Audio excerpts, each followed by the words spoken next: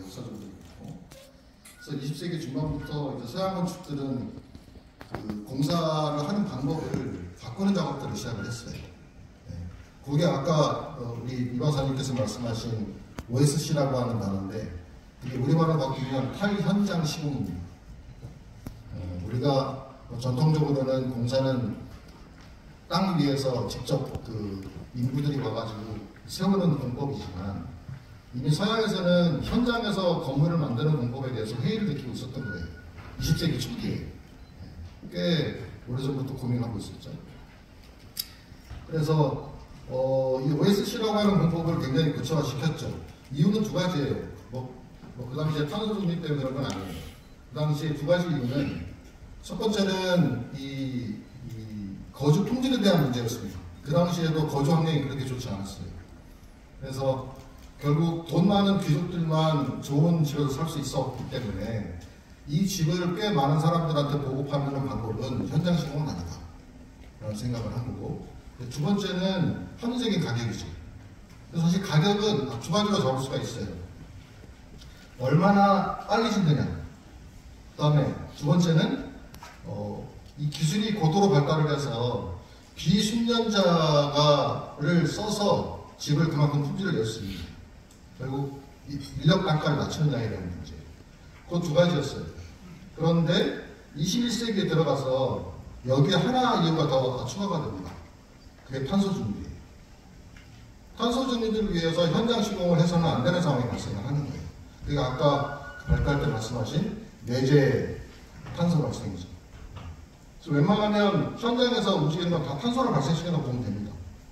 그러니까 서양에서 탄소 중립이 되게 중요하기 때문에 공사 방법이 이제 자연스럽게 탈현장 시공으로 연결이 되는 거죠. 탄소 중립의 달성이죠. 그리고 아까 보고서에서 언급했지만 탄소를 줄이는 데 있어서 건축이 움직이지 않으면 요원합니다. 사실은 우리가 자동차를 전기자동차로 바꿨을 때 탄소 얘기하잖아요. 아닙니다. 사실은 건축이 제일 많이 써요. 그래서 우리나라가 탄소를 줄이는 데 있어서는 건축이 움직이지 않으면 줄지 않습니다. 아까 말씀하신 내재탄소, 우정탄소인데 단축해서 말씀을 드리면, 사실은 이 건축계에서 우리가 건물을 세우는데 쓸 수 있는 재료들이 많지가 않아요. 딱 세 개밖에 없어요. 인류 역사적으로 봤을 때 인류가 건물을 세울 때 딱 세 가지 재료로 건물을 세웠습니다. 여러분 다 아시는 돌, 두 번째는 철, 세 번째는 나무예요. 근데 이 중에서 나무가 가장 내재탄소를 발생시키지 않고 우정탄소도 줄일 수 있는 유일한 자재였던 거죠. 가장 가볍고, 그리고 또 한 가지는 나무가 갖고 있는 특성 때문에 열 관리율, 그러니까 열을 통과시키는 정도가 가장 낮죠. 그래서 우리가 에너지를 더 쓰기 위해서는 결국 목재를 쓸 수밖에 없는 상황이에요. 그렇다고 우리가 갑자기 목재만으로 집을 지을 수는 없어요. 특히 우리나라는 그렇습니다. 이미 해외에는 목재만으로 집을 짓는 일이 많이 있지만 우리나라는 워낙 콘크리트와 철의 나라이기 때문에 갑자기 목재로 갈 수가 없겠죠. 그렇지만 해야 되는 상황이에요. 그래서 콘크리트와 철을 적게 쓰면서 이제 목재가 들어와야 되는 상황인 겁니다. 우리나라가 갑자기 바뀔 수가 없죠. 왜냐하면 이미 건설 현장 산업은 콘크리트가 장악을 하고 있고 철이 장악하고 있기 때문에 포스코 철, 우리나라 유명하니까 다 그런 영향 때문에 갑자기 나무가 들어올 수는 없는 상황인데 어쩔 수 없는 상황이 된 거죠. 국가적으로 탄소 안 써야 돼요. 그 다음에 현장 시공 안 해야 됩니다. 왜냐면 지금 건설계에서 가장 큰 문제는 인건비는 높은데 숙련 인력이 없습니다. 다 외국인이에요. 따라서 최근에 벌어지는 아파트 이런 이슈도 다 그런 문제들입니다. 인건비는 높아서 우리 아파트 분양 단가는 안 떨어지는데 품질은 계속 떨어지는 중이에요.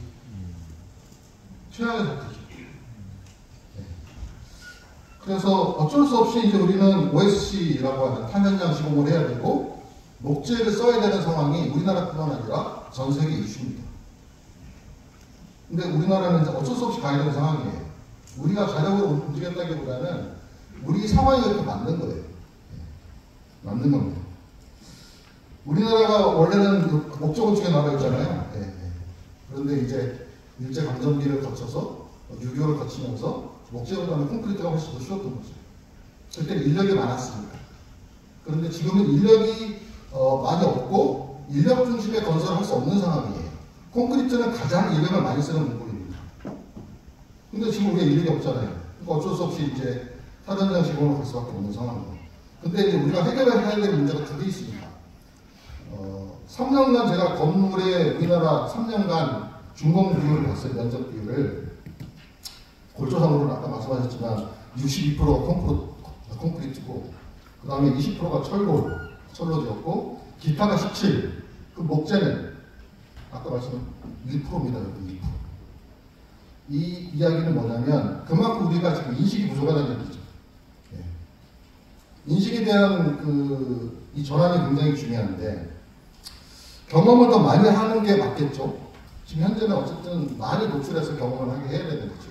예. 그래서 이제 상인과학원에서 캠퍼스를 바꾼다고 그렇게 말씀하시는 분 있고. 자, 질문 한번 해볼게요. 우리나라에서 가장 많이 짓는 건물의 연도가 뭘 것 같아요? 네. 안 나올 줄 알고 있습니다. 다 제가 해야 되는 거죠. 제가. 공공청사도 아니고, 그 다음에 상업시설도 아니고, 여러분 다 알다시피 학교도 아니고, 집입니다, 여러분. 집이 47%예요. 가장 면적을 우리가 많이 짓고 있는 거고, 두 번째가 상업시설이에요. 세 번째가 학교입니다. 가장 덜 짓고 있는 게 공공청사예요, 여러분. 근데 이 중에서 우리가 가장 많이 접할 수 있는 용도가 뭐겠어요? 집이죠. 네. 그래서 사실은 집을 지어야 됩니다, 여러분. 목조로. 그래야 우리 인식이 바뀌어요. 우리나라는 자꾸 이 공공청사를 목조로 짓자 그러잖아요. 그거 사실은 상징성은 있는데 효과는 없어요.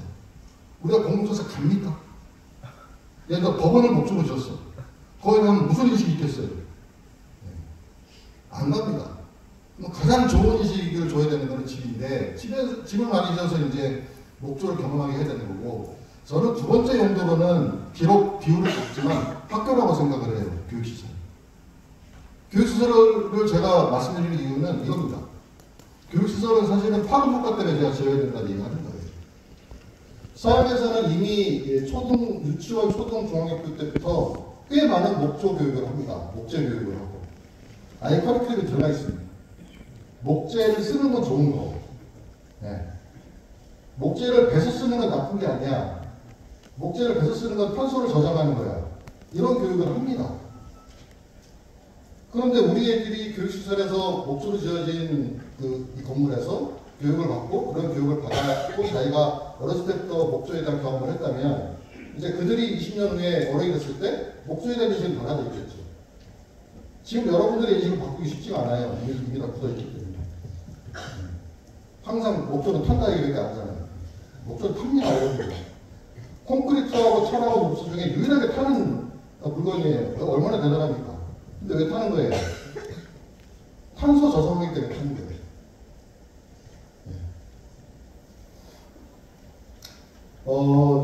아파트 목조로 가능합니다, 여러분. 아파트 LH에서 연구 시작했어요. 작년에 시작을 해서 1년치 연구를 했고 올해 중점 과제로 선정이 됐습니다. 목조 아파트에 대해서 가능성을 본 것이죠. 근데 사실은 LH가 아직 몇 분 남았죠? 5분 지났나요? 죄송합니다. 빨리 얘기해드릴게요.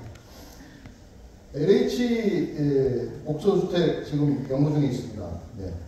일로에 안 들릴 것이고 탄소도 줄이면서 목조 품질을 높일 수 있고 학교도 지을 수 있습니다. 여러분. 학교는 5층 이하이기 때문에 대부분이 지금 당장 목조를 지어도 큰 문제가 없습니다. 개인적으로 공공청사와 고층 목조보다는 오히려 거주시설과 우리가 학교시설을 어떻게 하면 빨리 목조로 바꿀지를 생각하는 게 좋을 것 같아요. 그 다음에 두 번째입니다, 여러분. 그런데 이제 우리가 열심히 목조를 지으면 되는데 목조가 풍부합니다. 우리나라 목재 풍부합니다, 여러분. 우리나라 목재 많습니다. 에스토니아 아시죠? 에스토니아는 유럽에서 굉장히 작은 나라인데 우리나라보다 산림 면적이 작아요. 그런데 에스토니아가 유럽에서 목재 강국입니다. 그 이유는 굉장히 체계적으로 목재를 쓰고 있기 때문에 그러는 거죠. 우리나라도 마찬가지예요. 우리나라 목재 많고 특히 우리나라 낙엽성 굉장히 많습니다, 여러분. 소나무, 대체로 층엽수를 이제 구조대로 쓰는데 소나무, 낙엽송 굉장히 많아요. 우리나라 굉장히 많은데 사실은 낙엽송은 20년 만이면 큽니다. 낙엽송은 20년만 키워도 목재로 쓸 수 있는 나무가 돼요. 굉장히 짧죠. 그래서 국토를 20분의 1로 나눠가지고 이렇게 돌아가면서 쓰면 나무도 쓰면서 탄소도 저장하고 참 좋을 텐데 그러니까 제가 비전문이라고 생각하는 거고요. 근데 나무를 벌채하고 운송해야 되고 또 나무를 벌채한 나무를 건조하고 제재해야 되고 그리고 나무를 집상에서 공항목재 만들어야 되는 시설이 턱없이 부족해요. 사실은 산림청에 지금 예산 많이 줘야 됩니다, 여러분. 이걸 엄청나게 줘야 돼요. 사실 근데 이게 민간이 할 수가 없는 일이에요. 다 국가가 인프라를 만들어야 되고 그래야지만 우리나라가 나무를 씁니다. 우리나라 수입재가 거의 80%를 차지하고 있어요. 우리나라 그렇게 나무가 많은데. 네. 그래서 당장 수입산 나무를 안 쓸 수는 없겠지만 우리나라가 점차적으로 우리나라 목재를 쓰게 산업구조로 바뀌면서 또 한 가지는 목조에 대한 인식을 계속 바꿔주면서 우리가 해 나가야 되는 투트랙 전략이 우리는 필요한 것이죠. 굉장히 힘듭니다. 그리고 마지막으로 제가 이제 시간을 오래됐으니까 아까 녹색인증 말씀하셨는데 녹색 건축 인증과 제로 에너지 인증 되게 중요합니다. 왜냐하면 지금까지 우리가 목조 건축을 이야기할 때 감성적인 얘기밖에 안 했어요. 목재는 좋은 거, 목재는 아름다운 거, 목재는 뭐 깍둑한 거고, 숨지는 저는 목재. 이런 거 사실 다 필요 없어요, 이제는. 이제는 우리가 목조 좋은 거 알고 있기 때문에 목조로 지은 집의 건물에 대한 성능에 대한 얘기를 할 때가 됐어요. 그게 녹색 건축 인증이고 제로 에너지 인증입니다. 그래서 뭐 산림과학원에서 열심히 하시겠지만 녹색 건축 인증에 목재가 무조건 들어가서 목재 건축을 지으면 녹색 건축 인증을 쉽게 받을 수 있다는 걸 만들어야 되고 목재 건물을 지으면 제로 에너지 인증을 쉽게 받을 수 있다는 것을 해야 됩니다. 그걸 해야지만 목재 건축이 아름답기도 하지만 성능도 굉장히 좋구나라는 그런 인식이 있어야지만 우리 국민들이 목조를 짓게 되는 거 아닌가라는 생각을 합니다. 뭐 뒤에 또 할 얘기 많은데 이미 오래됐기 때문에 그래서 지금 LH를 비롯해서 건축하시는 분들이 좀 많이 오실 수 있도록 장을 마련해야겠다는 생각을 하면서 네, 말씀 감사합니다. 여러 가지로 말씀해 주셨는데 낙엽송 조림 산림청에서 열심히 하고 있고 목재 건축 짓기 하기 위해서 여러 가지 지원 방안 엄청 많이 노력하고 있고 녹색 건축 인증 기준을 만들려고 하고 열심히 하고 있습니다. 네, 그런 면에서 앞으로 그 건축하시는 분들이 좀 더 많이 좀 영입이 되셔서 목재 건축에 관심을 많이 가져줬으면 좋겠습니다. 네, 좋은 말씀 정말 감사합니다. 때문에 밤에 산을 넘어야 되는데 달을 싫어하잖아요. 호랑이도 있고 다 있으니까. 그러니까 일단 산을 타야 뒤에 있는 사람이 산 한 10분 능선 정도 가면 이제 그때부터 이제 밤에 귀신 얘기를 하는 거예요. 아, 저 바위가 몇 년 전에 어떤 처자가 자살을 했는데 이러면 그때부터 발걸음이 빨라지는 거예요. 그래가지고 보부상들이 가는 데마다 귀신 얘기를 발명했는데 그것이 이제 나중에 전설의 고향에서 이 이야기는 종교 때 남원 지역에서 있다 이렇게 얘기가 되는 거고 그런 얘기가 다 합쳐져가지고 전설이 되고 이렇게 되는 게 산을 넘다가 사실은 어문화 빼고는 산림문화다 이렇게 보고 여러분 아시겠는 국악기들 거의 다 산에서 나온 겁니다. 오동나무, 밤나무, 하다못해 대나무의 대금의 청. 제가 이제 하와이에서 유명한 그 음악 평론가가 외국 사람인데 우리나라 와서 향피리 음악을 딱 듣더니 딱 영어로 딱 그러더라고요. 어스야다. 흙냄새가 난다. 그러니까 우리나라 향피리 소리를 듣더니 이건 흙냄새가 나는 소리다. 이 얘기는 우리나라 향피리가 진짜 우리 토양, 산림 토양에서 나는 그 향이 나는 거죠. 소리에서.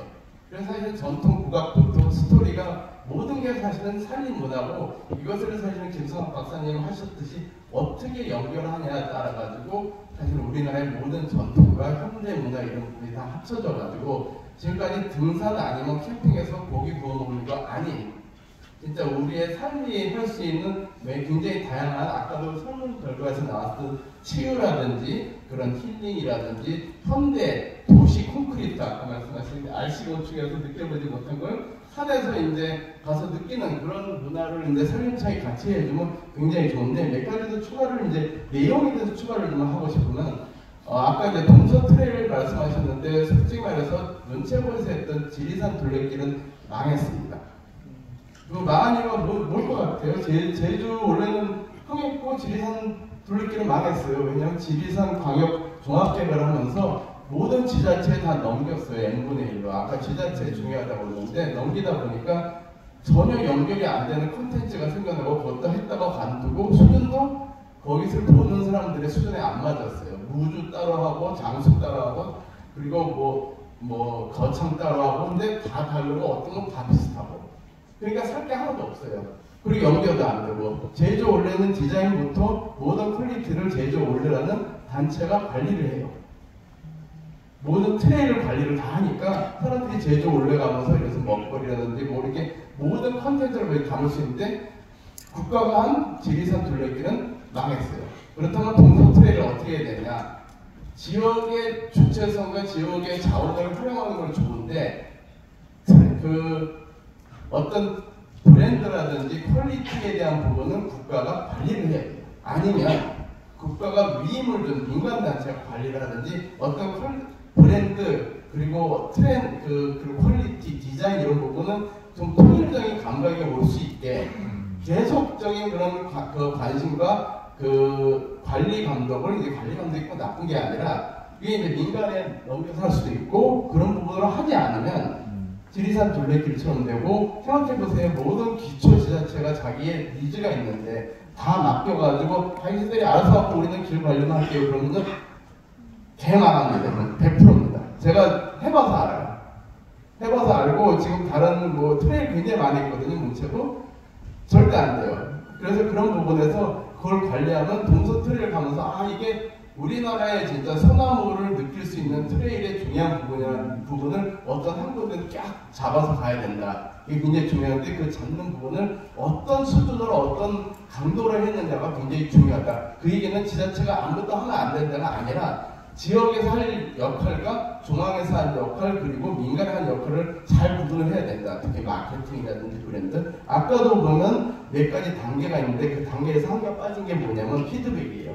민간 업자들은 여러분 동네 삼겹살집을 해도 피드백을 당연히 합니다. 고기가 붙었다 아니면 술 이거밖에 안 나오냐. 근데 국가에서 하는 거 피드백 절대 안 해요. 상품 개발은 그걸 끝이에요. 왜냐면 거기서 일이 끝나니까. 그렇게 되면 아무도 안 찾아요. 그래서 피드백이 반드시 들어가야 된다. 그 얘기는 한번 돌아보고 거기에 대한 의견을 들어가지고 계속 이게 시장에 맞는지를 봐야 된다. 그리고 또한 예를 들은 그 아까 말씀드린 관리하는 부분, 제주 올레나 지리산 둘레 그 부분을 보고, 그리고 예를 들어서 또 한 가지 이제 지금 많은 사람들이 원하는 게 안전과 치유라면 컨텐츠도 안전과 치유로 나가는 부분을 해야 돼요. 예를 들어서 여러분 아시겠지만 이건 산림청에서 2016년에 발표한 보도자료에 피터치드, 뭐 이소프렌 계통의 테르펜인가요? 하여튼 어떤 사람 패널이라고 하기도 하는데 그 피터치드가 편백나무보다 우리나라 소나무가 4배가 높다는 게 2016년 산림청의 보도자료에 나왔어요. 그리고 나무숍이라는 업체는 소나무를 가지고 피터치드를 개발을 하는데 예를 들어서 이 가면서 치유와 어떤 그 효양이 필요하다면 첫 번째는 이건 안면도 피터치드야, 이거는 울진 피터치드야. 그리고 어떤 경우는 산에 가면 이거 산 안 가보신 분은 이런 얘기 하지만 산에 가면 산목이 그 아디다스 목이 때문에 죽어나가거든요. 이걸 막는 사실은 그 기피제. 그럼 우리나라 임산물을 가지고 만든 기피제. 이게 딱딱 그 산을 타거나 산을 다니는 사람들의 니즈에 맞는 걸 개발해서 주고, 그리고 그 사람들이 내려왔을 때 주막을 가고. 그러니까 어떻게 하면 우리 거를 더 잘 만들 수 있을까? 그리고 가장 중요한 게 모든 부처가 해수부도 그렇고 뭐 문체부도 그렇고 이런 걸 굿즈 만드는데 가장 실수한 게 뭐냐면 고객들의 니즈만 100% 듣는다. 그게 아니에요. 자기들이 잘할 수 있는 게 더 먼저 나가야 돼요. 그러니까 야 산림청 이런 거 다른 부처 못하는 이거 잘할 수 있어. 이걸 치고 나가야지 고객들이 좋아해요. 야 요새 애들이 이런 거 굿즈하고 뭐 이래서 이모티콘 이런 거 좋아하니까 이거에 맞춰. 절대 망합니다. 해수부도 그렇고 산림청 해수부 이런 데서 우리만 할 수 있는 거 그리고 우리밖에 못하는 거에 자신감을 갖고 치고 나가야지 그 굿즈가 사람들이 사게 되는 거예요. 예를 들어서 그 아까 소리 얘기하셨잖아요. 요새 사실 음악할 때 공부할 때 학생들 어떤 거 들어요? 집중하는 소리 이런 거 듣잖아요. 그거 우리 산의 소리 가지고 하면 돼요. 예를 들어서 집중하는 소리 시리즈 지리산 아니면 촬영산 뭐 이런 식으로 해가지고 아니면 우리 산에 나무에서 나온 소리 해가지고 이거 해가지고 팔아도 충분하고. 그러니까 산림 관련해서 현대에서 많은 사람들이 원하는 굉장히 많은 콘텐츠가 있고, 이건 한 가지 제가 김사업 박사님한테 자료를 드릴 텐데, 전 세계에서 음원을 가장 많이 갖고 있는 게 BBC예요. BBC는 진짜 어느 동네에서 돌그릇 깨지는 소리까지도 다 녹취를 합니다. 그래서 그걸 어디다 쓰냐? 자기들이 이런 걸 팔 때, 이럴 때 써요. 그래서 무슨 화날 때 뭐 안정되는 소리, 아니면 사람을 잡고 싶을 때 좀 참게 하는 소리, 금연할 때 힘든 소리, 이런 식으로 팔아요. 그런 걸 이제 우리 산에서도 추구해야 할 수 있고, 그러니까 뭐냐면 일반적인 굿즈를 생각하지 말고 치유, 안정이나 이런 걸 생각하는 굿즈를 만들면 보다 더 풍부한, 근데 절대 과학원에서 만들지 마시고 민간이 만드세요. 민간이 만든 부분은 과학원에서 자료하고 재료하고 그 부분이 더 좋은 게 있다는 그 소스를 도와주시고, 장사하고 만드는 건 민간은 못 이겨요. 정부가. 이건 절대로 못 이깁니다. 이건 저희도 문책에서 해봐도 절대로 못 이기기 때문에 제발 공공이 장사하고 뭘 만드는 걸 하려고 하지 마시고 잘하는 사람을 도와서 같이 하려는 생각을 하시면, 저는 이 산림문화 이 트레일도 굉장히 훌륭하게 지금 잘 나무마다 잘 돼 있고, 이걸 시작으로 해서 대한민국이 이제 아까 말씀드린 등산하고 고기 굽는 게 아니라 진짜 산하고 산의 문화를 이해하고 산의 생태와 환경을 이해하면서 치유받는, 요새 살림 치유가 많이 필요하잖아요. 오늘 아침부터도 이 치유받는 대한민국 국민이 될 수 있도록 지금 과학원과 산림청이 되기를 저도 굉장히 기원하면서 저 필요한 부분이 있으면 언제라도 자료와 그런 부분 뭐 응원을 하면서 오늘 그 내용에 대한 추가를. 저도 여러 새소리 뭐 이렇게 해가지고 공식 음원을 통해서 지금 저희 과학원에서 녹음한 거를 전파하고 있습니다. 그러면서 저도 CU하고 있는데요. 그런 부분에서 여러 가지로 같이 연구하고 또 피드백해야 된다는 좋은 말씀 감사합니다. 그러면 이제 다 참석했습니다. 사실 테이블 커팅도 했고요. 봉화에서는 봉화하고 태안을 다 둘러본 결과 굉장히 정말 자랑스러웠어요. 자랑스러웠는데 제가 산림총장님한테도 일단 여쭙고 그랬는데, 이거는 저희가 스토리텔링을 해야 돼요. 그래서 산티아고 로드처럼 우리가 굳이 유럽을 안 가도 우리가 직접 우리나라에서 그거를 다 체험할 수 있는데, 지금은 보니까 뭐 식사도 이렇게 하셨고 그랬는데 가장 중요한 거 숙박에 빠졌어요. 왜냐하면 저희가 적어도 거기가 일주일 넘게 저희가 돌아다녀 봐야 될 텐데 숙박이 빠졌어요. 그리고 숙박이라든지 뭐 그 식사도 사실은 뭐 이렇게 일관성이 있어야 될 것 같아요. 우리가 서울 사람들이 거기 멀리까지 갔을 때 편리함이 없다면 처음 일회성으로 딱 끝나고 말 것 같다는 생각을 해요. 우리가 자주 가서 치유받고 이러려면 편하게 숙박을 할 수 있고, 그런 거를 뭐 다 지자체에다 맡기는 것도 좋지만 그거를 하는 거는 산림청에서 해주셔야지 이렇게 뭐랄까 일관성이 있다 그럴까 그럴 것 같아요. 그리고 식사는 뭐 일단은 가격이 리저너블 해야 되겠죠. 네? 뭐 가격이 너무 이렇게 하면은 사람들이 저하고 그 식사의 질이라든지 뭐 숙박의 질 이런 것도 좀 잘 생각 염두에 두셔가지고 뭐 지리산 둘레길처럼 망하지 않고 제주 올레길처럼 성공하는 케이스가 됐어요. 정말. 탄소 옆에 있는 최남룡입니다. 살림을 경영한 지가 한 30년 됐거든요. 그래서 오늘 산림과학원에서 산림 임업 전망에 대해서 이런 행사를 하시라고 고생 많이 하시고 아주 행사 진행이 깎아놓았어요. 임업인들한테는 많이 도움이 됐습니다. 그리고 오늘 주제 발표를 하시라고 연구를 많으신 발표자 여러분들한테도 감사의 말씀을 드리겠습니다. 요즘 보니까 산림 탄소에 대해서 건축 많이 하면 산림 탄소를 많이 줄인다 그런데, 물론 산림 탄소를 건축을 하면 많이 줄고 있습니다. 그런데 산림 탄소 제일 많이 줄이는 것은 산에 있는 나무가 탄소 흡수량이 제일 많아요. 근데 여기에 대해서는 오늘 주제 발표하신 분이 아무도 없어요. 내년에는 산림과학원에서 산림탄소를 많이 흡수하는 것이 뭐인가? 이것을 습수해가지고, 습수한 것이 습수해가지고, 이걸 요즘은 상품으로 만들어서 탄소를 많이 배출하는 업체에 팔아가지고, 임업인들이 소득이 돼요. 그러면 이 임업인들이 또 산업 건강성을 유지해서 풀백이 가지치니, 이런 걸 해서 나무가 왕성한 상태, 또 더 많은 탄소 흡수량을 증대하게끔 하는 것이 우리 임업인들이 하는 이야기거든요. 근데 이제 여기를 보니까 그런 취재 발표 또 연구하는 것이 한 번도 없어서 좀 저도 서운했습니다만은 요즘 새로운 그 소득 사업으로 거의 각광을 받고 있어요. 여기 계신 대한민국의 산주가 233만 원입니다. 그 산이 630만 헥타르예요. 그러면 그 산림탄소 흡수 능력이 6억 2,420만 톤을 탄소 흡수를 능력이 가지고 있어요. 근데 현재 산림청에 탄소 흡수 인증을 받은 건 18만 톤뿐이 안 돼요. 아직은 많은 분들이 탄소 흡수 사업에 참여를 못하고 있다. 이런 것을 좀 연구를 많이 하셔가지고 산주가 이런 분들이 참여할 수 있도록 해주고, 참여를 저희들이 하고 싶어도 뭘 거든요. 처음에는 산림청에서 그 설계비를 무료로 지원해줬어요. 저도 무료로 지원해서 그때 해가지고 요 산림탄소 사업을 지금 매매를 하고 있습니다. 그런데 여기는 임업진흥원에서 공모사업을 하고 50% 쏟아보고 50%를 쳐다보고 그래요.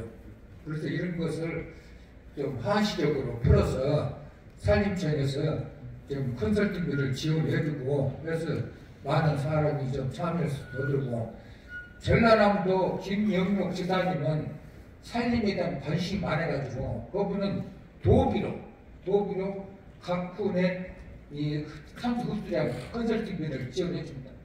한 80% 지원해줘요. 20%는 군에서 자부담을 해가지고 그냥 공짜로 해다시피 해서 해주고 있어요. 그래서 저희들이 전라남도에서 많이 참여해서 임업인들이 돈이 되는 임업을 할 수 있거든요. 그런 부분에서 내년에는 좀 보다 많은 연구를 좀 해주시고, 오늘 와서 보니까 목재 산업에 대해서는 굉장히 연구를 많이 하고 아주가 이슈화되어 있는데요. 지금 집에 목재 집 짓습니까? 저도 안 지어요. 왜 안 짓냐? 한 60년 전에 지어놨는데 요즘 우리나라 나무를 한 20헥타를 피해가지고 그걸 팔았는데 목재를 쓸 수 있는 나무가 없어요. 어디로 보냈냐? 제주도 보내고 단들 팔아버렸어요. 우리나라 산에서 나온 목재 갖고 집을 질 수 있는 목재가 없어요. 전부 외국에서 수입해. 쓸 수 있는 것은 뭐 학과래나 이렇게 보도자료 이런 거 쓸 수가 있지. 앞으로 우리나라 목재를 갖고 건축 자재를 쓰려고 수종 정식을 해가지고 앞으로 50, 60년 후에는 이제 건축을 목재로 질러간 사람이 나오려고 할지나 몰랐지만 현재는 외국산 목재를 갖다 쓰면은 아마 굉장히 비쌀 거예요. 이런 것도 긍정적으로 생각을 하셔서 대학교 계신 분은 이론적으로는 참 좋습니다. 그런데 현실에는 그것이 맞지 않다. 이런 걸 좀 감안해서 말씀을 해주시면 좋지 않느냐 하는 생각입니다. 이상입니다. 팀이 가지고 있는 탄소 흡수원에 대한 거의 관심이 많으신 것 같아요. 그런데 오전 세션에서도 말씀하신 것처럼 우리나라 국가 감축 목표 중에 산림이 흡수하는 부분이 11% 차지하고 있고, 그 부분에 대해서도 굉장히 많은 과학원에서 연구를 하고 있고 산림청에서도 여러 정책을 펴고 있는 걸로 제가 알고 있습니다.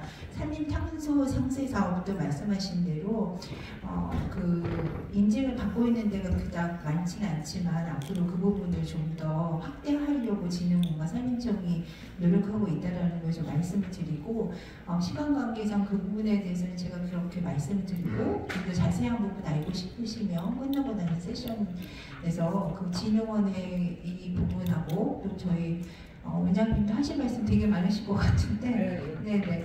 그래서 하시면 좋을 것 같고요. 네, 두 번째는 제가 쓸 수 있는 게 얼마나 있을까 그렇게 말씀하시는데, 실질적으로 국산목재가 70년대 이제 조림 녹화 사업을 해가지고 쓸 수 있는 나무는 많은데, 그 쓸 수 있는 나무는 모든 산에서 다 베겠다는 게 아니고 650만 헥타르 중에 200만 헥타르인 경제림에서 하고, 그거를 벤 거를 다시 조림하고 벤 거를 다시 조림하고 하면, 조림하면서 어린 나무가 빨리 자라면서 흡수는 높이고 배에서 그 나무는 탄소를 저장하고 이중 효과를 보자라는 의미고요.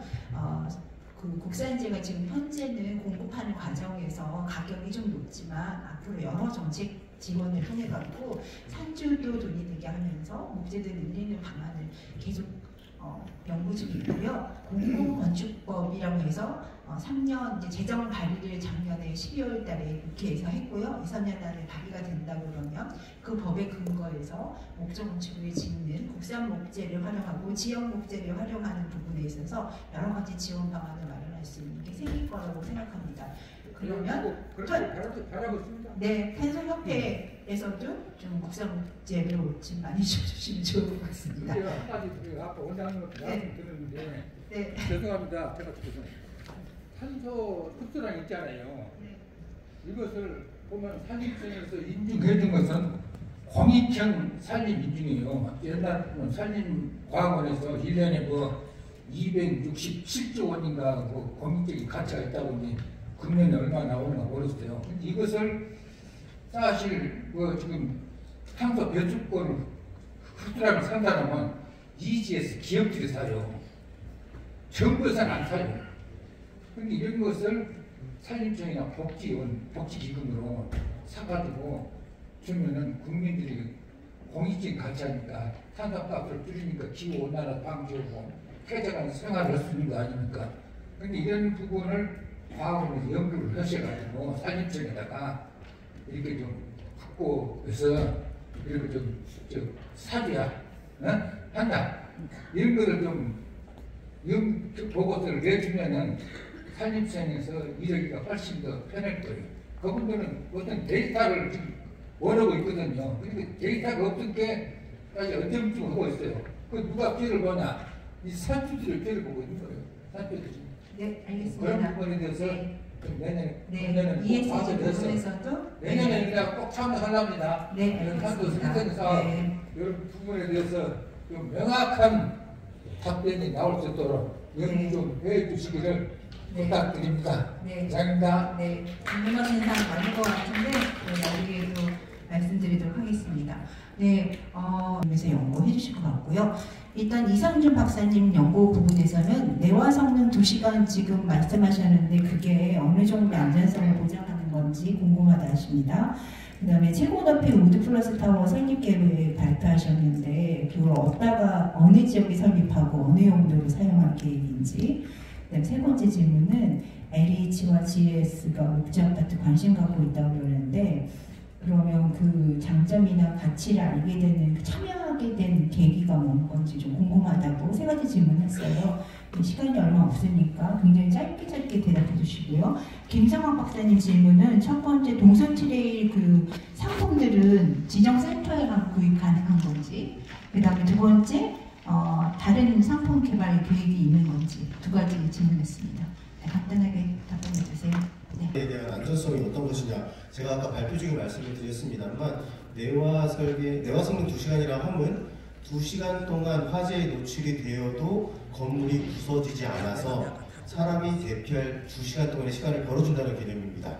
무너지지 않는다, 무너진다는 뜻이 아니라 2시간 내로는 무너지지 않는다 라는 말씀을 드릴 수 있겠고요. 두 번째 질문, 우드 플러스 타워에는 어디 짓느냐, 어느 용도이냐라는 말씀 주셨는데요. 아직 구체적인 계획이 있는 것은 아닙니다. 이런 건물이 국내에 들어서야 되겠다라는 포부를 밝혔다고 말씀을 드릴 수가 있겠고요. 그런 기본 설계나 부분들은 조금 더 올해 정비해서 공유해 드리도록 하겠습니다. 마지막으로 LH와 GH의 관심 계획은 제가 선언에 계속 말씀드렸습니다. 건물 부분 탄소 중립을 실현하는데 LH가 우리 공사로서 어떻게 타결을 해야 되는가, 제가 뭐 LH 직원은 아닙니다만 그런 부분에 관심을 가지시고서 목재에 지대한 관심을 가지신 걸로 그렇게 알고 있습니다. 이상입니다. 그 관심을 갖게 된 것은 첫 번째는 품질 이슈입니다. 품질이 안 나와서 그래서 이제 그 대한항공의 OSC라고 하는 탄을 현장 시공인데 LH가 많은 시도를 했었습니다. PC로도 모듈러 이 OSC를 해봤고 그다음에 철제로도 했고 그래서 사실은 생각보다 그렇게 품질이 나올 것 같지 않아요. 그래서 이제 또 생각한 것이 목재를 생각을 한 거고 또 하다 보니 목재가 또 터져주니까지도 아까 말씀하신 그래서 굉장히 상황이 잘 맞았던 거죠. 그래서 아무튼 열심히 연구하고 노력하고 있는 걸로 알고 있습니다. 를 시도를 했고 이것들이 과연 시장에서 통용될 것인가, 그 활용적인 가치가 생길 것인가를 확인하기 위한 과정에서 상품을 개발을 했어요. 그런데 그 과정에서 저희가 브랜드화에 대한 부분이나 테마를 설정하는 부분들은 아마 이게 계속 연결돼서 갈 것 같고요. 그리고 이제 상품 개발된 것들을 구입에 대한 부분들은 지금 저희가 이제 이미 개발된 것들에 대해서는 지금 두 가지 트랙을 고민을 하고 있습니다. 첫 번째는 산림복지진흥원, 산림문화진흥에 대한 일부 역할을 갖고 있는 산림복지진흥원을 통해서 이것들을 활성화할 것인가에 대한 부분과 두 번째는 등산 트레킹 지원센터, 숲길 운영 주체로서의 등산 트레킹 지원센터에서의 어떤 그 역량을 가지고서 이런 것들을 상품화를 이제 확대해서 갈 것인가에 대한 부분들을 지금 고민을 하고 있고 지금 개발되어 있는 상품들은 비판내용입니다. 아직 판매를 하지 않습니다. 네. 그리고 이제 두 번째 다른 것들을 개발할 것인가에 대한 내용인데요. 일단 저희가 이제 했던 개발 과정에 대한 노하우라든가 이게 이제 피드백을 받은 내용들에 대해서는 다 공유를 해드립니다. 공유를 해드리고 어떤 것들이 소비자들이 요구하는 것들이고 저희가 개발했던 것들 중에서 어떤 것들에 대한 수요가 높고에 대한 부분들은 해드리는데 이거를 가지고 저희가 이제 계속 사실 산림문화라고 하는 테마를 가지고 상품을 개발하기 시작하면 사실 한도 끝도 없습니다. 스토리텔링에 대한 것들도 계속 찾아내야 되고 그렇기 때문에 그걸 가장 잘 아는 지자체 분들이 민간과 함께 참여를 해서 저희가 그러니까 저희가 연구를 통해서 도출된 방향에 맞춰서 테마에 맞춰서 브랜드화를 하기 위해서 지역이 갖고 있는 고유한 것들을 찾아내고 그거를 기반으로 해서 상품을 계속 만들어가는 것들이 바람직하다라고 하는 오늘 제가 제안을 드린 것이거든요. 과학원이 이런 어떤 그 상품 개발에 대한 것들을 계속 할 것이냐에 대한 것들은 저희는 연구적인 성과로서 이 상품 개발을 했고 이것들의 효과를 검증했다라고 하는 정도로만 말씀드릴 수가 있겠습니다.